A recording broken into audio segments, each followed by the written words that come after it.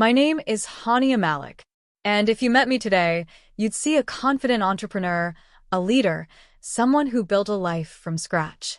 But what most people don't see is the girl who once stood in the ruins of her life, convinced she had nothing left. This is the story of how I went from rock bottom to building a life I never imagined possible. Stay with me, because this isn't just my story. It's proof that no matter how broken you feel, you can rise again. I was born in Multan, in a family where appearances mattered more than reality.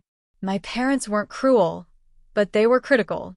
My father valued success. My mother valued reputation. And both believed daughters should sacrifice quietly.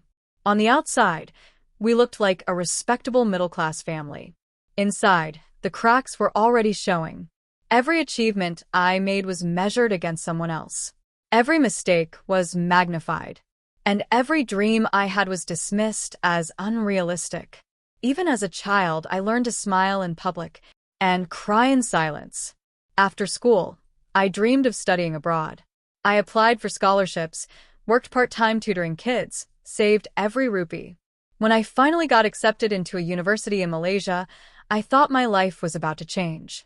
But on the day I shared the news, my father's words cut like glass. Absolutely not. Girls from our family don't run away to chase fantasies. I begged. I pleaded. But the decision was final. The acceptance letter that felt like freedom turned into ashes in my hands. That was the first time I truly tasted rock bottom. Crushed and hopeless, I made desperate choices. I married young, believing maybe love would give me the freedom my family denied me. But instead of freedom, I found another prison. My husband was charming in public, cruel in private. He belittled my ambitions, controlled my money, mocked my dreams. I told myself it was normal, that all marriages had struggles. But when he raised his hand against me one night, I knew. I had traded one cage for another. And now I was trapped again. By the time I was 26, I was divorced, broke, and back in my parents' house. I was branded as the failure daughter. Relatives whispered behind my back. Neighbors gave me pitying looks. Even my own family treated me like a burden. There were nights I lay awake staring at the ceiling, wondering if life would ever get better. And there were mornings I didn't want to get out of bed at all. I had lost everything. My marriage, my dreams, my dignity. But what I didn't know was that rock bottom was also the foundation for my comeback. One afternoon, while tutoring a neighborhood kid, I noticed his father struggling to manage expenses for his small shop. I remembered the simple app one had once coded in university for tracking money. Out of curiosity, I reinstalled it and showed him how it worked. His eyes lit up. "This could save me hours every week," he said. That night, something shifted. Maybe I wasn't useless after all. Maybe I still had something to give. I started refining the app, learning new coding skills through free online courses. For the first time in years, I felt alive again. For months, I worked quietly in my small room, coding on an old secondhand laptop. I didn't tell my parents; they would have laughed. Every rupee I earned from tutoring went into internet data, software tools, and late-night electricity bills. I launched the app on a free platform.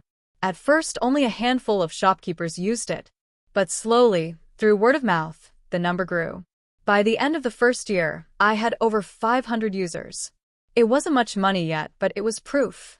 I was building something real. Just when things were improving, the past came crashing back.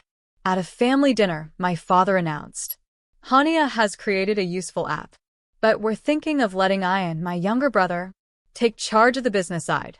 She's not capable of managing it alone." I froze. It was the same story all over again. The golden child would get the credit. The forgotten daughter would fade away. But this time I was prepared. Months earlier, I had legally registered the app in my name, securing ownership and profit rights.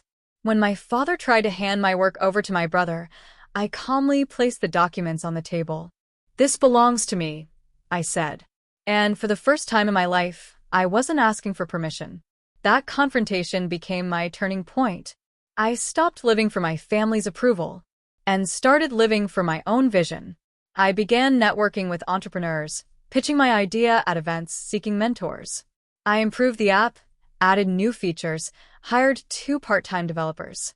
Within 2 years, my platform was serving thousands of small businesses across Pakistan. I wasn't just rebuilding my life. I was empowering others to rebuild theirs. Today, I employ a team of 25 people. My app is used in multiple cities. I've been invited to speak at universities where I once sat in silence. And the best part? When I look in the mirror, I finally see someone I respect, not because of money or success, but because I refuse to let rock bottom define me. If you're watching this and feel like life has knocked you down, remember this. Rock bottom is not the end. It's the place you rebuild stronger than ever. You don't need approval. You don't need permission. You just need the courage to take the first step. Hit subscribe and share your story in the comments, because your comeback might inspire someone else's.